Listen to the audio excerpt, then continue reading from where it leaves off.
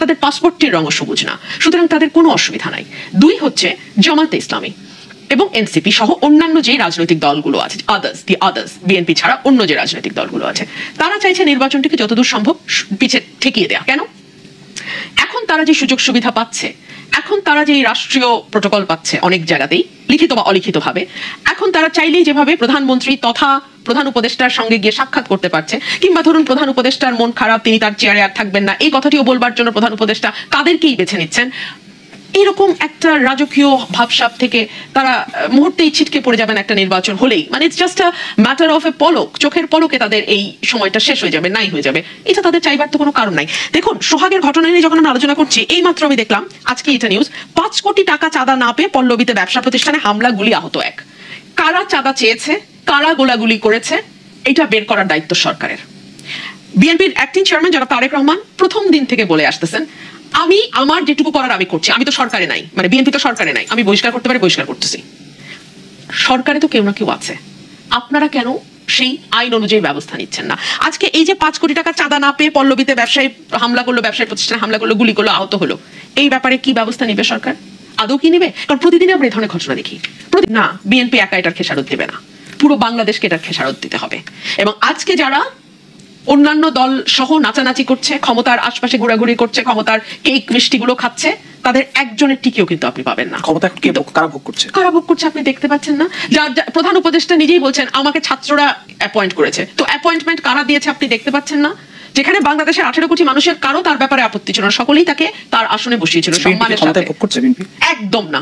BNP যদি ক্ষমতা ভোগ করতো ভাই, তাহলে আমি আপনাকে আজকে বলি, জনাব তারেক রহমান এটা মেক শিওর করতো যে যার ছবিটা ভিডিওতে দেখা যাচ্ছে তাকে যেন সবচেয়ে প্রথমে আসামি করে গ্রেফতার করা হয়। আজকে তারেক রহমান সাহেব বাংলাদেশের সরকারের কাছে বারবার বলছে যে কেন তাকে গ্রেফতার করা হচ্ছে না, কারণ তাকে গ্রেফতার করলে তো থলের অনেকগুলো বেড়াল বের হবে।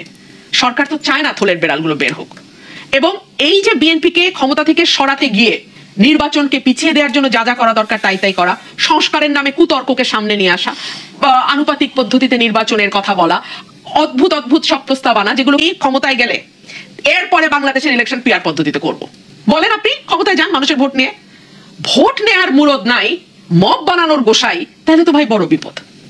সো বাংলাদেশটাই যে বিএনপি কে ঠেকাতে গিয়ে নির্বাচনকে ঠেকানো, বিএনপি কে যাতে ক্ষমতায় যেতে না পারে সেই জন্য এইরকম মববাজিকে চূড়ান্ত প্রশ্রয় দেওয়া সরকারের তরফ থেকে, বিএনপি কে যাতে মেলাইন করা যায় সেই জন্য এই ধরনের ঘটনা কারা ঘটাচ্ছে তাদেরকে, মূল আসামিদেরকে মামলায় নাম না দেয়া, গ্রেপ্তার না করা, এগুলো কিন্তু বাংলাদেশের মানুষকে একসময় ভোগাবে।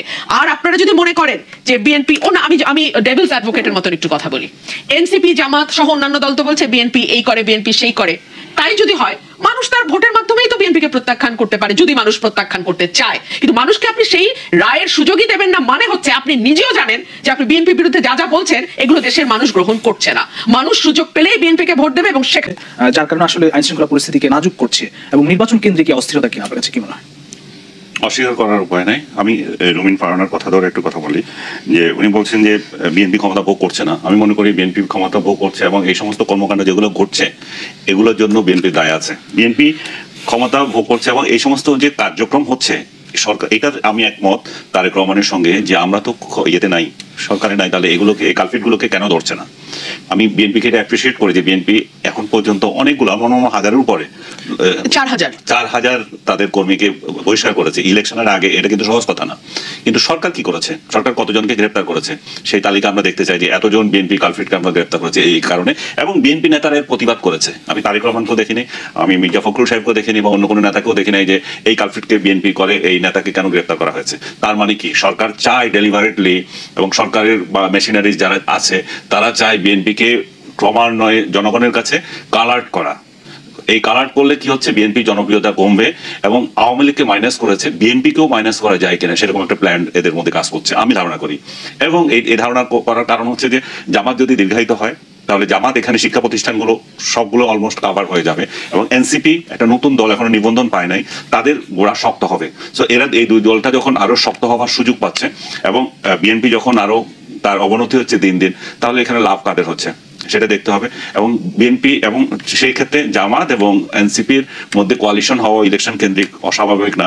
আপনি যদি কালকে রাতের খবরগুলো দেখেন, সাধারণ ছাত্রদের ব্যানারে যে সমস্ত মিছিলগুলো হয়েছে এগুলোতে কারা ছিল? দুই একটা বাদ দিয়ে সব কটাতেই জামাত শিবিরের লোকজন ভিসি হয়েছে। এরা অধিকাংশই জামাতের লোকজন, এটা সবাই জানে এবং অস্বীকারও করছে না। এবং আপনি দেখেছেন নিশ্চয়ই, স্বয়ং ওরা থ্রেটও দিয়েছে, বসাইছি তো আমরাই, আমাদের কথা শুনে না কেন, প্রমাণই আছে, আমরা মুখের কথা না। So including Dhaka university. So এইভাবে যদি চলতে থাকে, কিন্তু আপনি যদি বলেন যে তারেক রহমানরা কি একদম সাধু হিসাবে এখানে পেয়ে যাবেন, তাদেরকে কোনো দায় নাই, তাদের নেতাকর্মীরা যেটা করছে, অবশ্যই সরকার যেমন এটা করছে তাদেরও দায় দায়িত্ব আসবে। কেন দায় দায়িত্ব আসবে? 5 আগস্ট একটা গণ অভ্যুত্থান হলো বা সরকার পরিবর্তন হলো, যেটাই বলি, সাধারণ মানুষ আশা করেছে একটা বৃহত্তর বিরোধী দলীয় নেতা যিনি এক্সাইল অবস্থান করছেন, যা দীর্ঘদিন যে কোনো কারণে হোক আসতে পারেন নাই, উনি আসবেন, উনি এসে এখানে নেতৃত্ব নেবেন। কিন্তু উনি দীর্ঘদিন অপেক্ষা করেছেন। উনি এক সময় বলছেন যে ওনার মামলাগুলো আছে, ওনার মামলাগুলো অলমোস্ট শেষ। তার মানে এর মধ্যে সরকার আগে বলতেন, আমি যেটুকু জেনেছি গোয়েন্দাদের তরফ থেকে, গোয়েন্দা রিপোর্টে ওনার প্রাণের উপর আঘাত আসতে পারে, সেই জন্য ওনাকে বারবার দেওয়া হতো যে লাইফ থ্রেট আছে, সে যাতে না আসে। তো 13 জুন ডক্টর ইউনূসের সঙ্গে বৈঠকের পরে এগুলো তো সব উঠে যাওয়ার কথা। ইলেকশনের ডেডলাইন দিয়ে দিয়েছে, ফেব্রুয়ারিতে ইলেকশন হবে। তারেক রহমান, আমি আশা করেছিলাম যে 5 আগস্টের আগেই বাংলাদেশে ফেরত আসবেন।